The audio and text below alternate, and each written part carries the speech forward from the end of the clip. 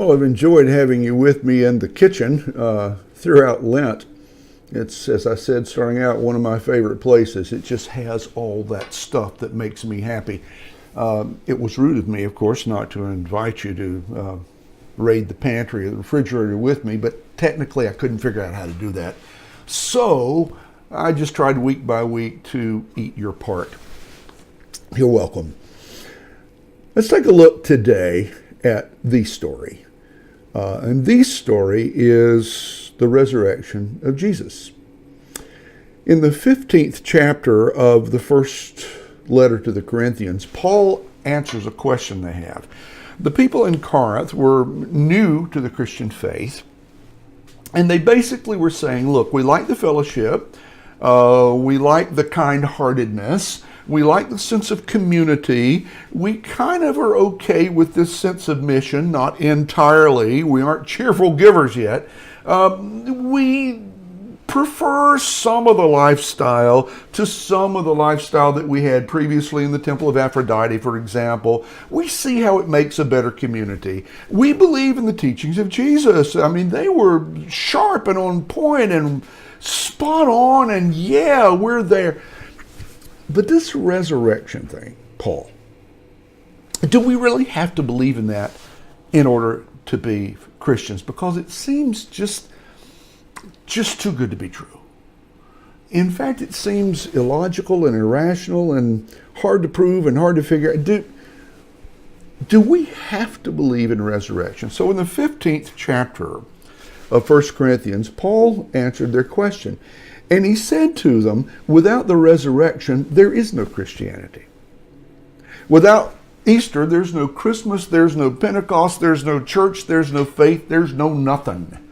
I know grammatically that was incorrect, but for emphasis, that's what Paul was saying. Without the resurrection, Jesus was a good teacher, a good rabbi, a well-liked man by some people in some circles, a good leader of those who decided to follow him, and he's had pretty good PR. But without the resurrection, that's all he was. Much like any number of other prophets and religious leaders in times past and in times yet to come. Without the resurrection, Paul said, there is no Christianity.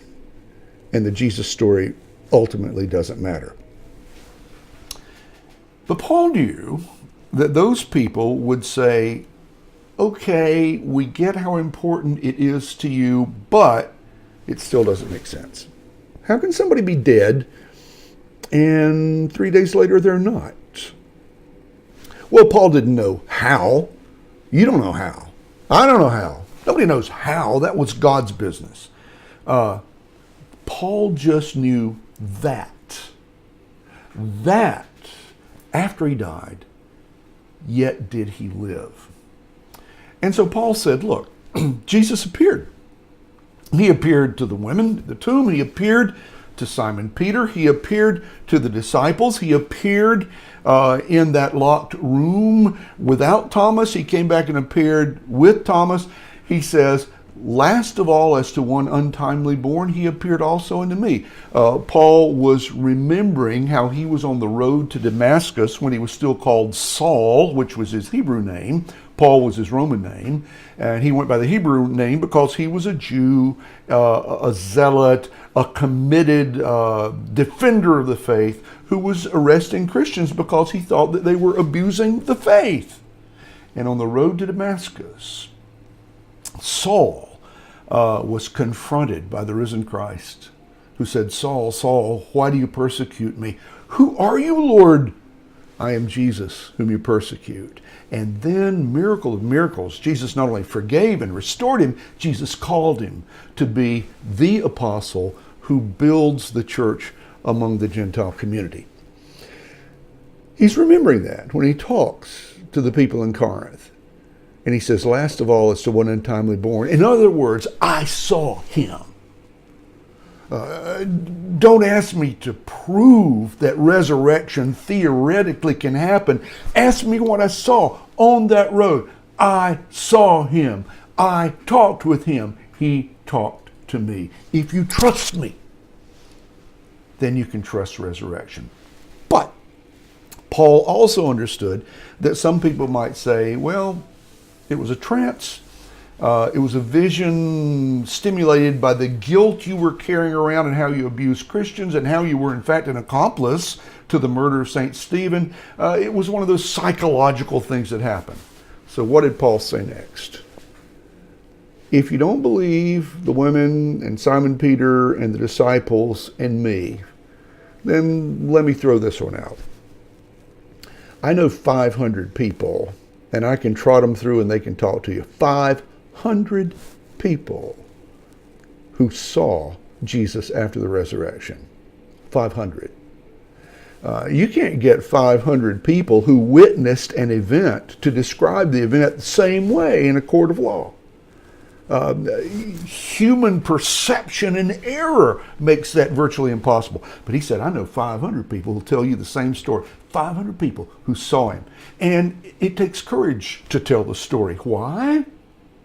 Because we're telling the story in a Roman culture where Christians are now beginning to face persecution for telling that story. I know 500 people who are willing to risk being taken to Rome, to the Colosseum, burned at the stake, fed to the lions. They're willing to risk that because they will not deny what they saw. And they'll come. If you want to hear from them, I'll bring them by. Witnesses to the resurrection. Now here, I think, is one key place that story connects with our story in a powerfully important way. You and I grieve. If you haven't lost someone important in your life yet, live long enough and you will. Grief, loss, mourning, tears, bitter tears that we did not want to weep. It's part of the human reality. Death happens and we suffer. Another part of the human reality is the fear of mortality. We know that as we watch others die, someday, that is how our stories will conclude as well. So here's this story about Jesus who died but lived again. And that becomes a source of encouragement and comfort to us in our grief and courage to us in our fear. Why? Why? Somebody may say, yeah, well, he was Jesus, he was the Messiah, God raised him up. That has nothing to do with us. No. What did Jesus say? And I, if I be lifted up, shall draw all others unto myself. Or again, because I live, you shall live also. Or again, in my Father's house are many rooms. I am going to prepare one for you. And if I go and prepare that room, I will return again and receive you unto myself, that wherever I am, there you may be also. Why was it so important, according to Paul, that we believe in resurrection? And why did he labor so with such singular devotion to trying to prove that story to the Corinthians who had questions? Because Paul knew our ultimate hope resides in that ultimate reality. Because I live, you shall live also. And I, if I be lifted up, shall draw all those whom you loved and lost unto myself. There's our comfort. There's our hope. There's the Easter story.